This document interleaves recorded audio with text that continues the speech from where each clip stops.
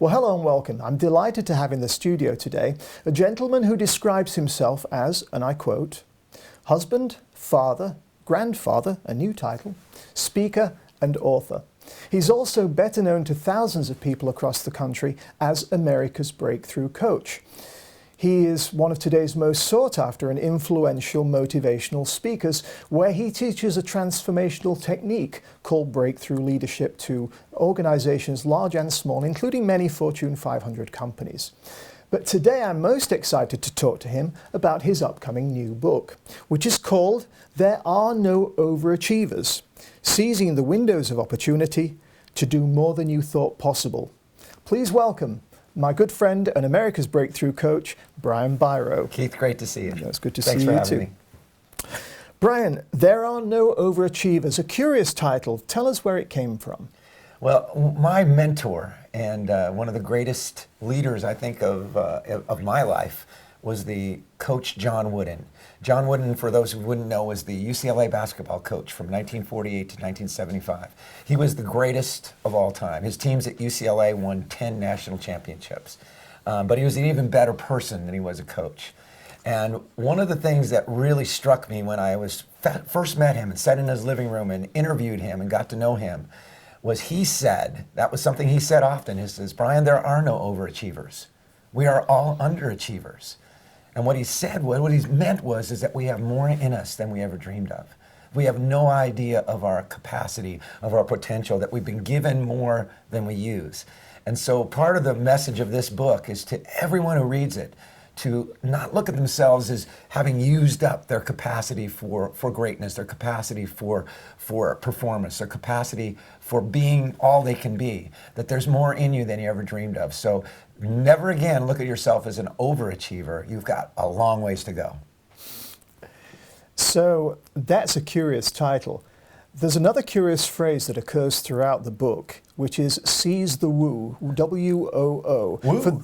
Absolutely. For those who don't know Brian Biro and who have never read this book, explain woo. The woo stands for the window of opportunity. And I believe that we all share the most important, the most magnificent, the most empowering of all woos right now. And that is every precious moment. And what I mean by that is, you never know if the next person you'll meet today may become your lifelong friend as you didn't know when you met your lifelong friend. You never know if the next idea that pops into your head may be a game changer in your life, may take you to places you never dreamed of. You never know if this will be the moment where you're the most creative, the most generous, the most kind, the most courageous. And so the key idea behind the windows of opportunity is that they're all around us. But the tough question is, how many of those have we missed? And why do we miss them?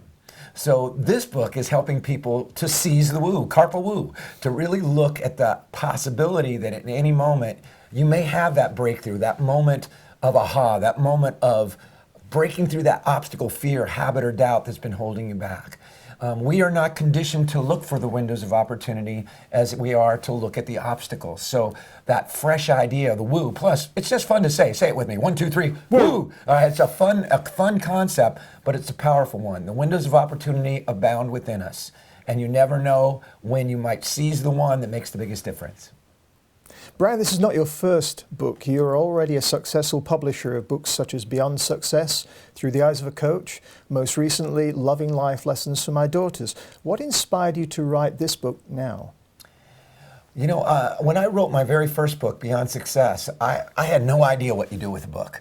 I just wrote it because I had things I wanted to say and wanted to explore. And that's the beauty of writing a book, is you explore things beyond what you've done before. But I've been speaking now for 25 years. I've raised my daughters. My wife and I are in that next level of life where we have our first grandson. And I realized that I want to do more. I want to reach more people. I want people to really awaken to possibility instead of limit. We are barraged with focus on what's wrong. We're barraged in the media with focus on the dark side, on what's not working, on the obstacles. Because it's glamorous. That's what news is. News isn't about good news usually. It's about, some controversy or negativity. We've gone through a political campaign where there was an awful lot of negativity.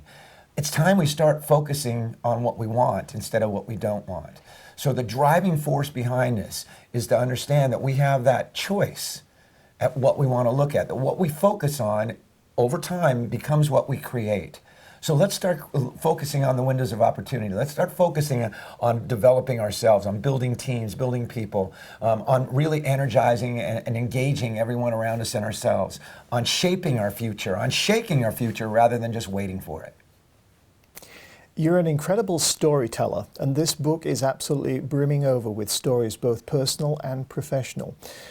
Based on that, what is your intended audience for this book? Wow.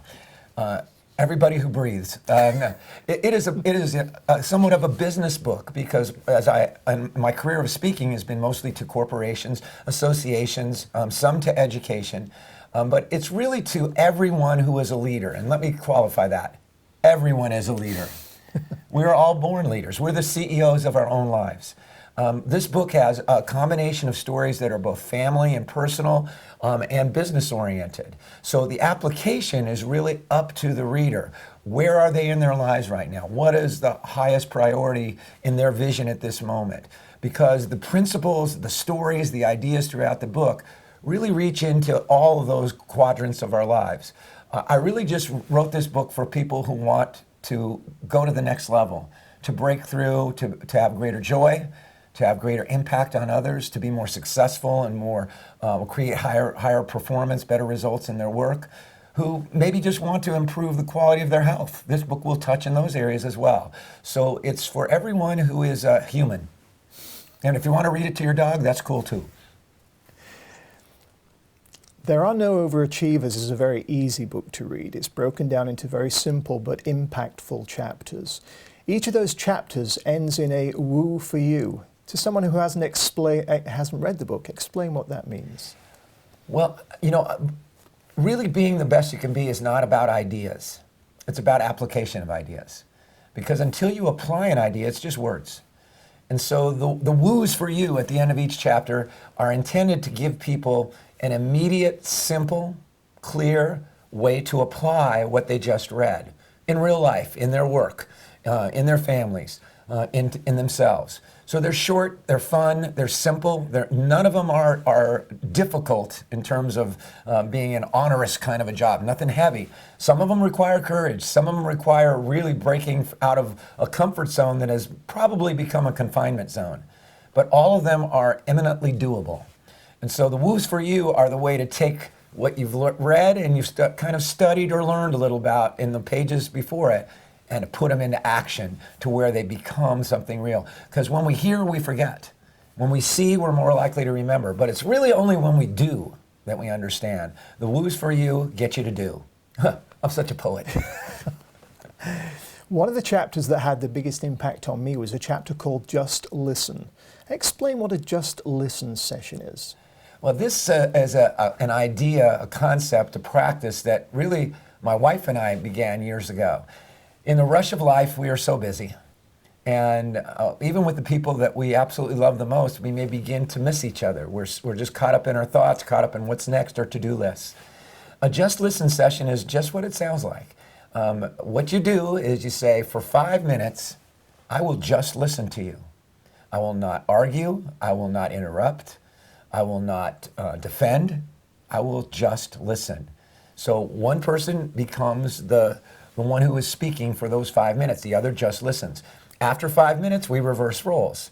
If you are listening, I will listen to you. So we switch those roles. The chapter tells a story, a real life story of a woman that I worked with who, until we did that session, we were at odds. It was really important that we worked well together. I asked her, we really need to get better together. We need to really make this thing work, and it's just not working. We're rubbing against each other the wrong way. Would you do a Just Listen session with me? And I said, I will give you 10 minutes where I will just listen to you. At the end of your 10 minutes, I'd ask that you listen to me. Would you do it? And I'll never forget her response. She said, I don't think I can talk for 10 minutes. I said, would you try? An hour later, she stopped talking. And I never interrupted. I just listened. I never got my 10 minutes because in that hour, she realized and kind of worked through all the things that were blocking our connection. So a Just Listen session is a way. One of the greatest human needs is the need to feel heard. when you just listen to someone, whether it's for a minute or 10 minutes or an hour, you're saying to them, I value what you say. You're important. You're important enough for me to be fully here to be just with you. And it's transformational. So that's, I'm glad you enjoyed that chapter. To a little sidelight, that particular woman who I worked with 30 years ago to this day is still a great friend. And it was completely transformational in that one Just Listen session. Another chapter describes a business called Avenue. Tell me about Avenue and your role in it. Avenue, which stands for Open to the Now. That's what Avenue means. It's Finnish. My wife is Finnish. I don't know why they chose Finnish. Nobody knows Finnish, but that's what it is. Avenue is a company that really wants to make a difference in the world. And for me, I absolutely love teaming with them. They are masters. They are outstanding in the world of video-based learning. They've done tremendous amount of research. They've tied into University of California at San Diego that's done some cutting-edge research in the area of how do you help create visuals that allow people to really absorb and take in information. And what they did was they reached out to hundreds of authors and speakers in subject areas and talked to them about creating an 18-day, 2.5-minute a day video series. For me, I absolutely love it because what it brings is a way to follow up the live events that I speak at. And so each participant receives this 18 days. Every video has a story, a message, and an action in 2.5 minutes. To tell you the truth, the reason I did it was it forced me to get short. All right, my stories are like, 3 days long. So I wanted to figure out how to reach today's audience. People are busy. And so it's a brilliant concept. And the idea is that if you went to the gym once, all you'd get is sore. So even though a live event may really catalyze a lot of emotion, get you excited, how do you keep it going? How do you keep it moving forward? Same thing with the book. That's why the woos for you are in this book, is to give you an opportunity to practice, to reinforce. And so after 18 days of absorbing these little bits and pieces each day, sharing them with your family, you're so much more likely to internalize and to think differently. So it's a wonderful concept. Great people. What would you hope will be the main takeaway or the main outcome for someone who reads this book? Well, first, I think it'll be different for different people. Just as you mentioned certain chapters that grabbed a hold of you, it's where you are, it's what resonates with you. But on a grand scale, really a couple things most important to me that I hope everyone will get. Number one is to shift focus towards the possibility instead of the limit.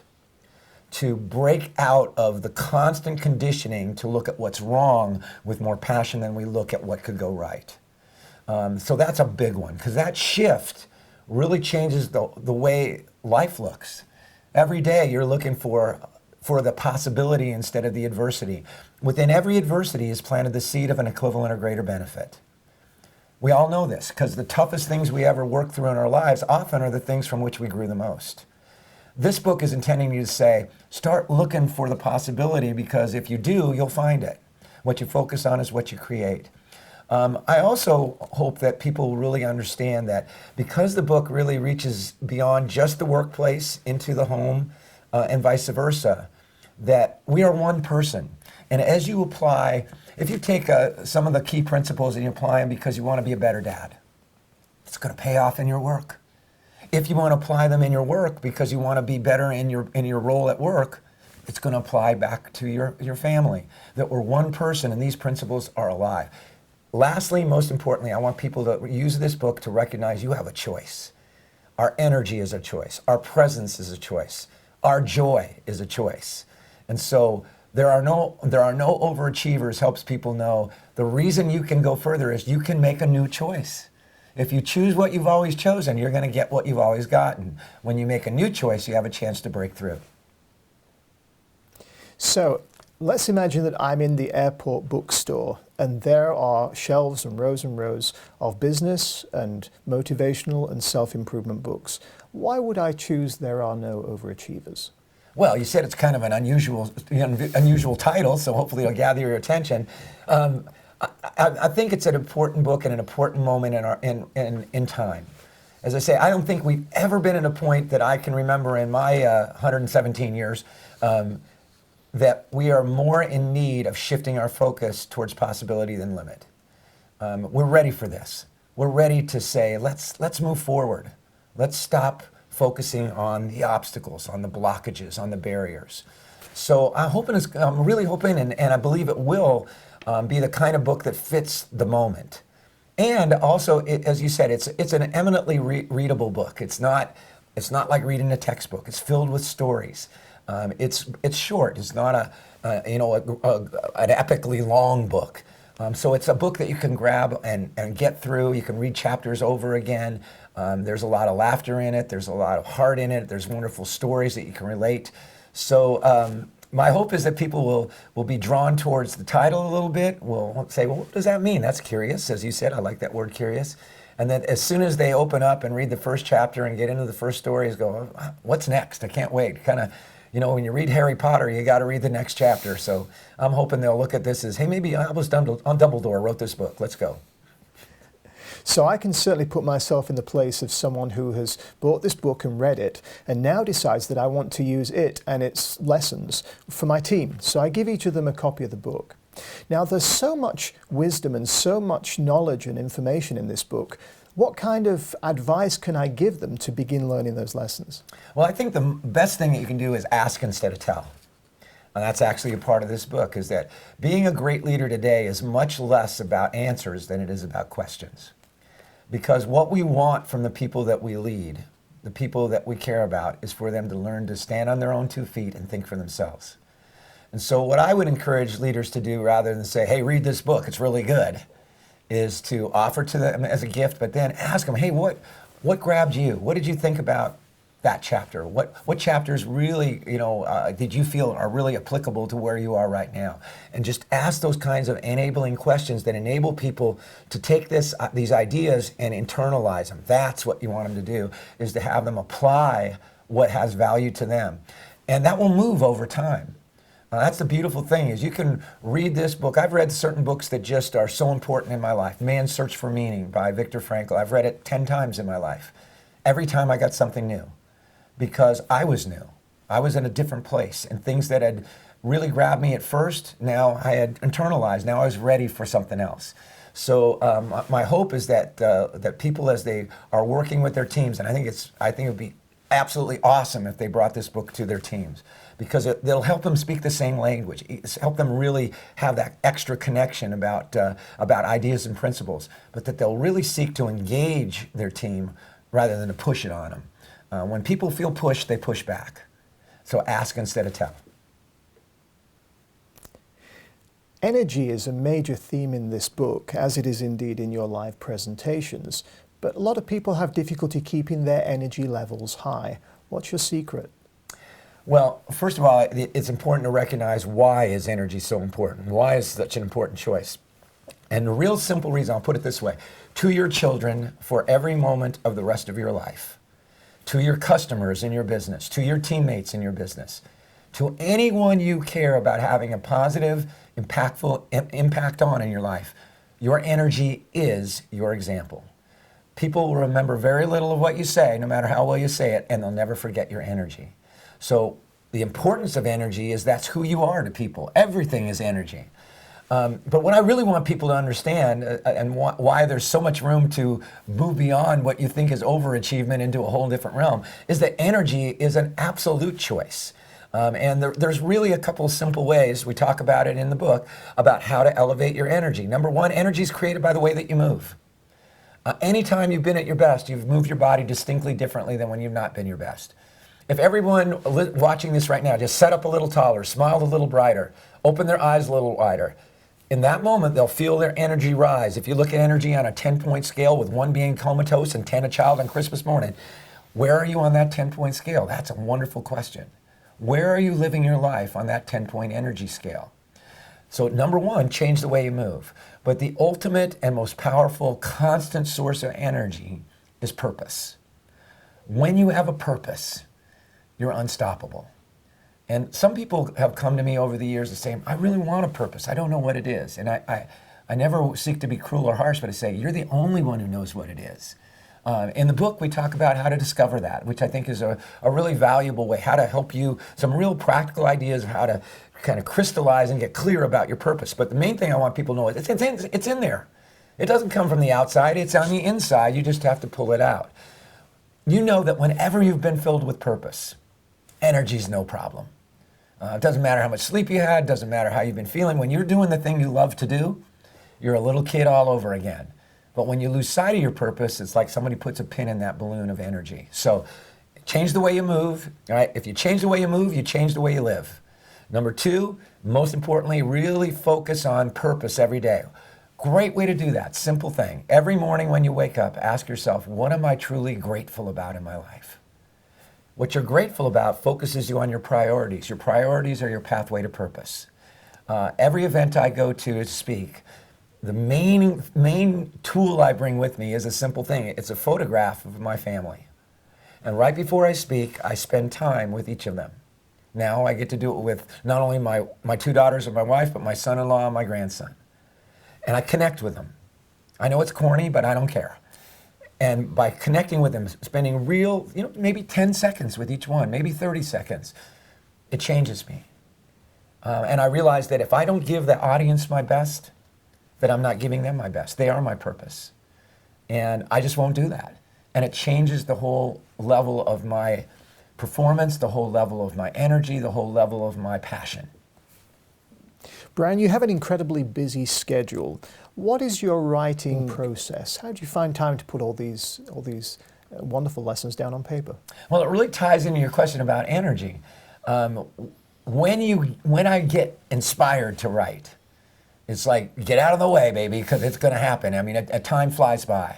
So my writing process really is about first discovering the purpose that I want to write about. That's what really got me going on this book, was that I was inspired to try to bring out these things that I've learned over so much time that make such a difference, to get people to understand that there's more in them than they believed, to get them to understand how to discover that, how to shape their future, energize and engage themselves, how to build better relationships, how to deliver breakthrough results. So my process itself is, I kind of start with the end in mind. I know where I'm going to have the overall purpose, and then sort of filling it in as I go along.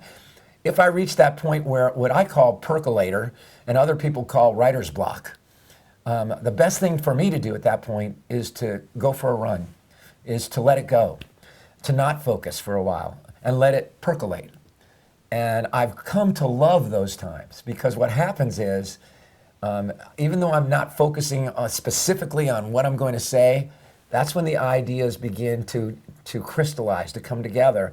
And always something new comes out of it that I didn't know was in there. It's really a personal application of There Are No Overachievers. And you love that moment. I know you're a writer as well. I've written a great book. Is that what happens is, you read something you just wrote that you never said before in quite that way, and you go, wow. Oh, that's not bad, and that's a tremendous feeling. So the process for writing this book was just a absolute passionate exercise of joy, that I got a chance to just let it spill out, and so many new stories that I've never told before. I mean, you and I know each other from long ago. You probably thought you knew all my stories, and then you read the book and go, oh my gosh, she's got a few more. So that's my process. You alluded to this earlier, Brian. Why is the timing of this book and its publication so important? I was on Good Morning America years ago, and I was on a segment that was called The New Year and the New You. And it was really kind of a play on a different way to look at New Year's resolutions. And I think we're at that moment. Everyone wants to become a little bit more of a new you. That we're at a time of a new year. I'm not saying on the calendar year, but a new time in our lives. And I feel that, again, I have never seen more divisiveness in our nation, more separation. I've never seen media. When I was a kid, we had 3 television stations. We would say, what's on? And when you watch the news was, I think, close to as unbiased as it could be. It was simply trying to report the news. Walter Cronkite, that's the way it is. And now we have, of course, cable and tons of stations. We've got stations that focus on the left, some focus on the right. It's like a dance. And I think that we can heal those pieces. I had 2 friends who recently rode their bicycles across America. One was 68 years old, one was 72 years old. 4,208 miles. Pretty amazing accomplishment. But I asked them both when they finished separately, so they could not feed off of each other, what was the best part of that ride? And honestly, I thought they'd say, you know, riding my bike across the mountains of Montana, you know, sunrise across the desert. They both said something that really hits hard at the reason for this book's timing. They said the best part was that it absolutely renewed their faith in people. That everyone was so wonderful, so supportive. And those people they're talking about were the people on either side of all this divisiveness. We have more in common than we have apart. We have the opportunity to be the best we can be. We can disagree without being disagreeable. We can change the tenor of the respect and dignity by which we treat each other. But that starts on the inside. That starts by breaking through those places where we are ready to break through. So I think we are at this epic moment where everybody's really getting to the point of saying, let's make this work again. Let's make this world a better place. Let's make my family closer together. Let's make my community come together. And let's grow. So I think it's the right moment for the right book. I'm speaking to Brian Biro, America's Breakthrough Coach, about his new book, which is called There Are No Overachievers, Seizing the Windows of Opportunity to Do More Than You Thought Possible. Brian, it's been a delight. Thank you so much. Keith, you're the best. Thank you so much.